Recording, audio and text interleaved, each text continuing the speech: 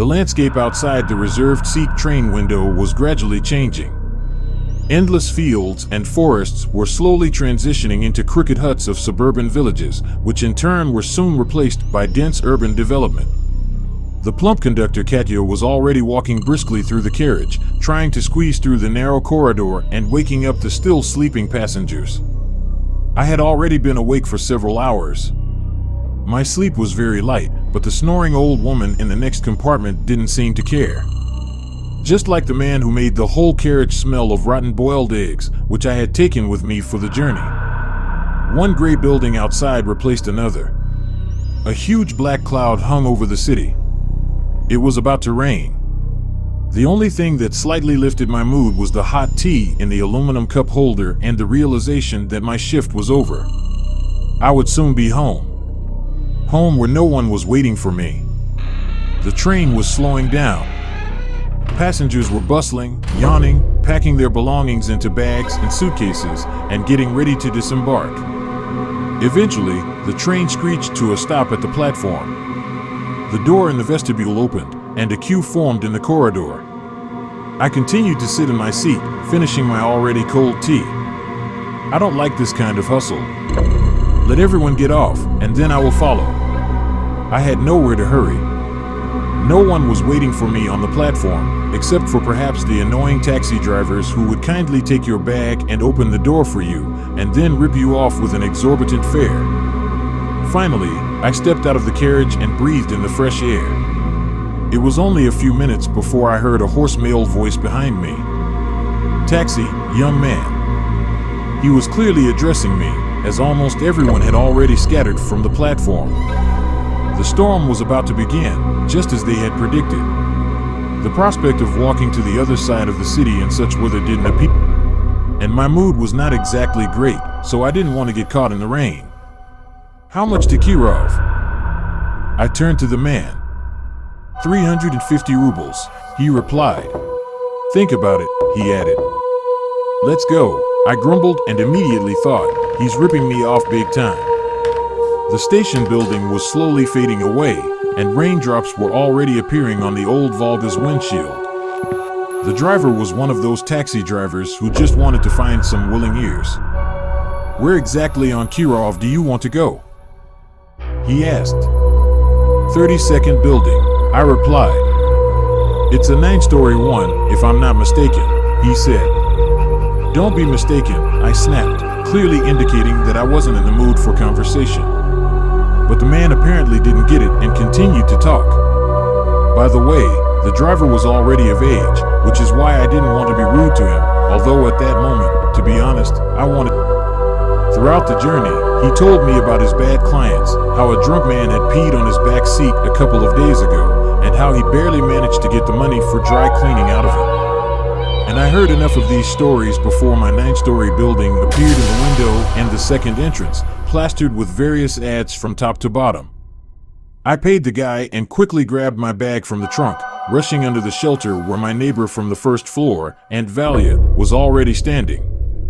She was an elderly woman who probably only came home to sleep, as I mostly saw her outside with other old ladies. "Hello, Aunt Valia," I greeted. "Oh, Stasik, I didn't even recognize you. You're going to be..." She smiled. "If only," I replied. "Where have you been? I haven't seen you in..." "I was on duty, earning some money," I smiled and lit a cigarette. "What news are you talking?" "Well, about our base..." "No, what happened?" "Oh, I don't know. Either some underground water or something else. The building was standing there and then it seemed to sink a bit into the ground. Even the wall in my apartment has cracks now, and not just mine. I talked to Tonka from the first floor this morning, and everything's fine with her. But now I have to save up for repairs." "Did you call the management company?" "We did. And what do you think? 2 drunk guys came, went down to the basement, waved their hands, and left." "That's great," I sighed. "Well, Aunt Valia, I have to go." I'm really tired after the trip. If you need anything, come over. Okay, Stasik. She yelled after me as I waited for the elevator. The sight of the elevator and the entire staircase was enough to make my already bad mood worse. All the walls were covered in vulgar drawings and inscriptions, and there was trash everywhere. The smell of some alcohol mixed with the smell of urine seemed to have seeped into the walls of the building. I just wanted to get home as soon as possible. The elevator doors creaked open, and I stepped into the small box, immediately pressing the button for the 7th floor. The situation on my floor was slightly better, but the smell from the 1st floor still reached me. As quickly as possible, I inserted the key into the lock and entered my apartment, turning on the light. Nothing had changed here in the 2 months since I left. The piece of wallpaper was still hanging in the hallway, and the shoes were still scattered. Nothing has changed. Just a layer of dust has covered everything that could be covered in this dwelling. I dropped my bag, took off my shoes, and walked into the living room on cottony feet before collapsing onto the couch. Without realizing it, I fell asleep. The overnight train ride in a 3rd-class car had taken its toll on me, and thanks to the old hag snoring next to me, I had managed to get some sleep. When I opened my eyes, it was already dark outside, and the hallway light was still on. I reached for my phone and unlocked the screen, only to realize that I had slept the entire day away. It was almost 9 in the evening, and my stomach growled. I hadn't eaten all day, except for the cup of tea I had in the morning on the train. The fridge was empty, and everything in it was fit for the trash. I needed to go to the store and cook something for dinner. I put on my jacket and left the apartment. The weather outside was stormy, and I had to take an umbrella with me. Luckily, the store was not far away, I thought to myself. I didn't have time to enjoy the storm, lightning flashing around me as I avoided puddles. The streetlights had not been working for a long time. I quickly grabbed some groceries and headed back home. I rushed to the elevator and pressed the button. The doors opened with a creak, and I stepped inside. Suddenly, the elevator shook so hard that my legs went weak. I almost fell to the ground, and my heart sank into my feet. Then another jolt, and the smelly box stopped. But this time, the doors didn't open. Seriously? I cursed and dropped the grocery bag. Just what I needed to get stuck in the elevator at the end of the day. I started pressing the emergency call button, but after 5, 10, 20 minutes, there was still no answer from the dispatcher. I don't know when this damn elevator was last serviced. Judging by its condition, it was a long time. After several futile attempts to contact the dispatcher, I realized that I needed to get out on my own. I managed to pry open the elevator doors slightly and saw that I was stuck between floors. To keep the doors from closing, I had to sacrifice a bottle of lemonade. I placed it between the doors and, throwing the grocery bag on the landing, tried to squeeze through the small gap between the doors. It took me about 5 attempts, but I finally managed to do it. I had to act fast because there was a risk that this pile of junk would suddenly start working, and I would be split in two. Luckily, that didn't happen. A few minutes later, I finally made it to the lobby. I was covered in scratches and bruises, and in addition, I had torn my good jacket. What a day, damn it. I cursed under my breath. I picked up the grocery bag and walked to my floor. As I walked, I looked around and thought to myself that everything seemed normal, but at the same time, something was off. Something was not right, but I couldn't figure out what it was. And finally, when I reached the 7th floor, I realized what was wrong. Firstly, there was no light in the hallway. There was light downstairs, starting from the 7th floor's darkness. Secondly, the entrance door to my apartment was wide open. What did this mean? To avoid tripping on the stairs, I reached into my pocket for my phone, but it wasn't there, and it wasn't in the other pocket either. Damn it. Maybe it fell out of my pocket when I was getting out of the elevator. I'm not going back there, though, as the fear of being split in two was stronger than my desire to retrieve my phone. But why was the door to my apartment open? What was going on? I remembered clearly locking the door, and the sound of the lock clicking echoed throughout the hallway. I put the keys in my jacket pocket and walked inside. The light in the hallway was on. Okay, I didn't turn it off. I walked into the apartment and saw that the entrance to my bedroom, where I had slept, was not just locked, but blocked by a large Soviet-era wardrobe where I kept my stuff. I saw this through the semi-transparent glass in the door. Slowly, a feeling of unease crept over me like a prickly, unpleasant blanket. I walked quietly into the kitchen. The thing is, I have a large balcony in my apartment that connects the kitchen and the bedroom. In other words, I can freely enter the balcony through the kitchen. Which is what I did. I should have just stayed in the kitchen. It would have been better. In the reflection on the glass, I saw the television was on. I hadn't turned it on, damn it. I didn't even know where the remote was. I approached the glass door that separated the balcony from the bedroom, and as I got closer, I could hear a faint sound coming from inside. It was a low murmur, like someone talking. I froze for a moment, unsure of what to do. Should I call the police? Should I try to sneak in and catch the intruder? My mind was racing.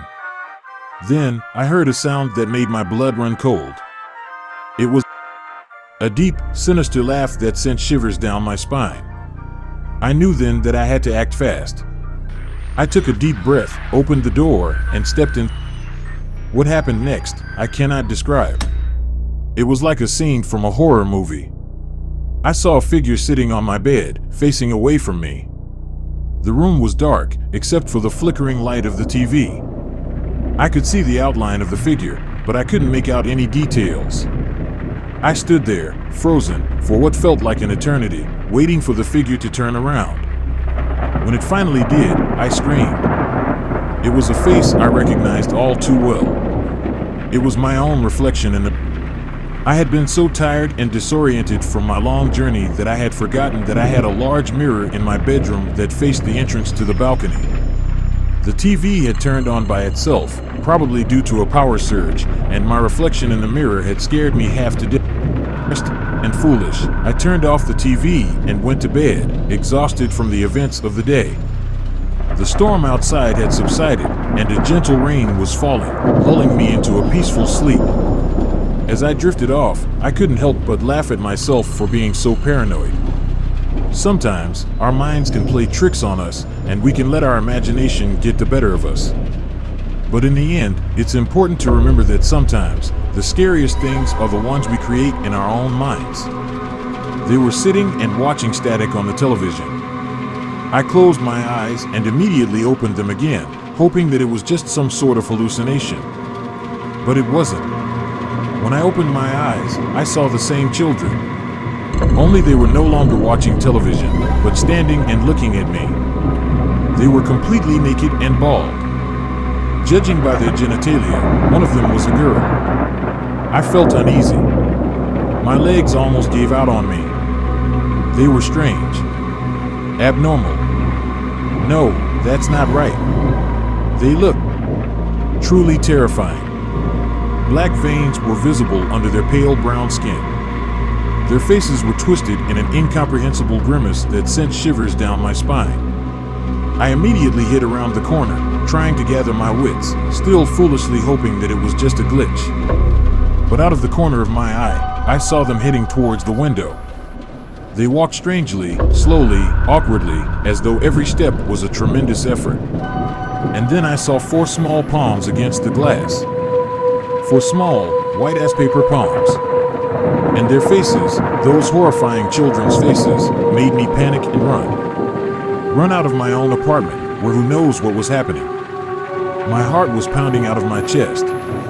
I ran down the stairs. I needed to get to a phone, any phone, to call someone. The police, for instance. I talked to myself as I ran to the stuck elevator. There was no light there now either. Or rather, it was there, but the light bulb flickered on and off. I was right, the phone was inside the elevator. But how the hell could I reach it? I tried to reach for it with my hand through the still open doors, but I couldn't quite reach it.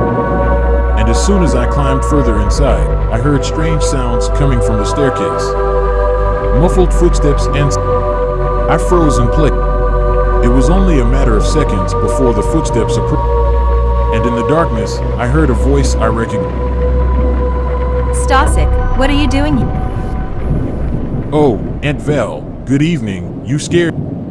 I quickly got out of the elevator, dusted myself off, and well, I got stuck in the elevator and dropped my phone while trying to.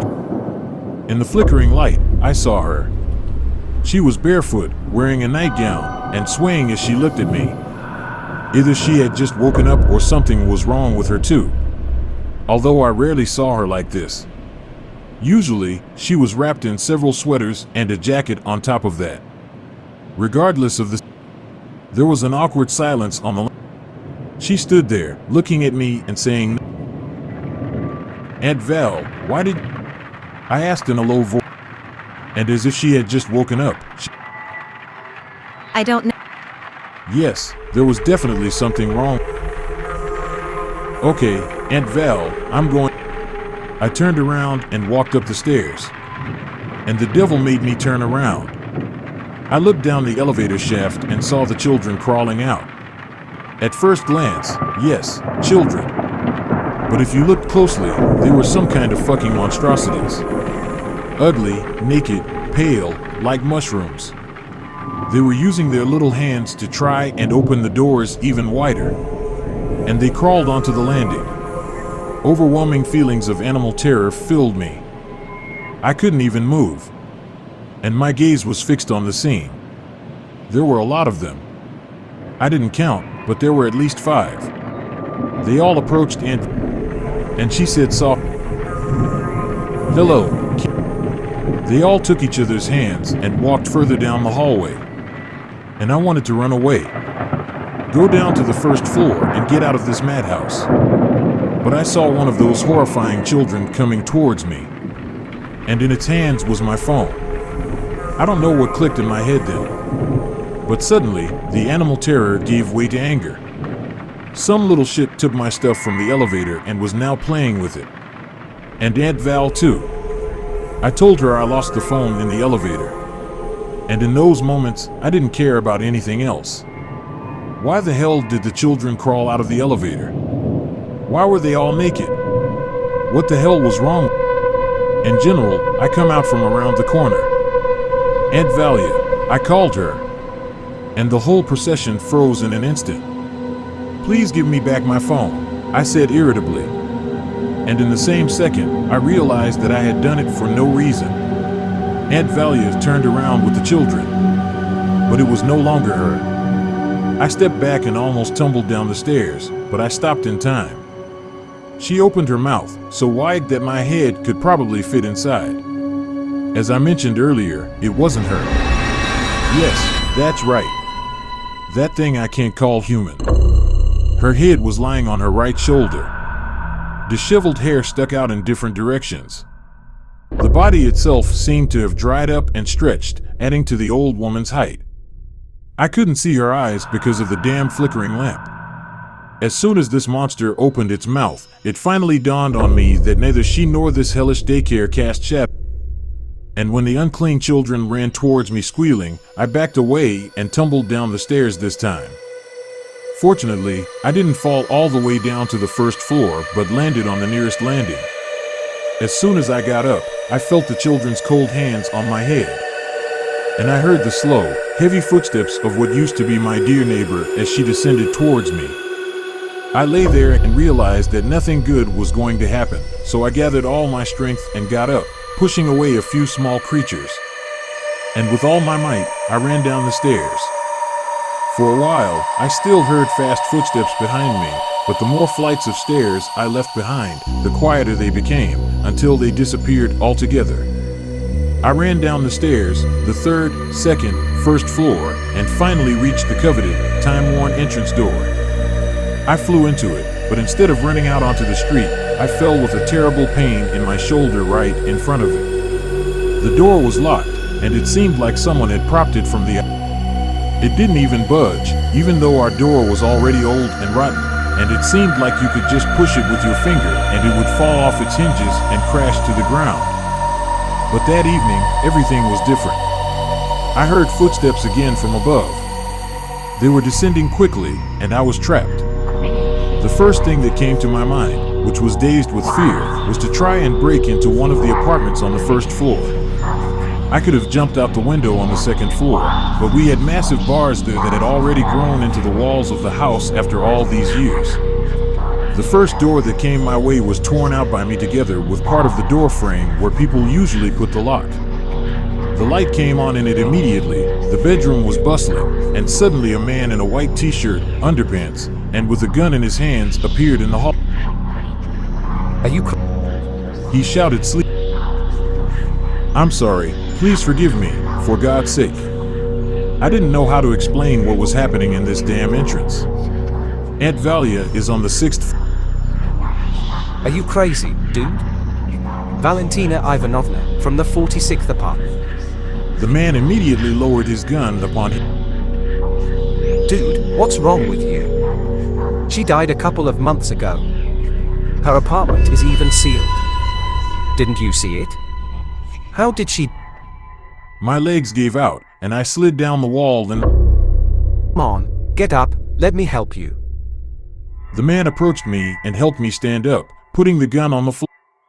I looked cautiously into the entrance, listening, but I couldn't hear any footsteps or children's voices in it. Let me escort you. No, I'm not going there. The man asked in surprise. Never mind, sorry, don't worry about it. I need to go outside, but the entrance door... How is it locked? Come on, Yeah, and will you pay for the repairs to my door, bro? I'm expecting you tomorrow as a... Sure, okay, forgive me for God's...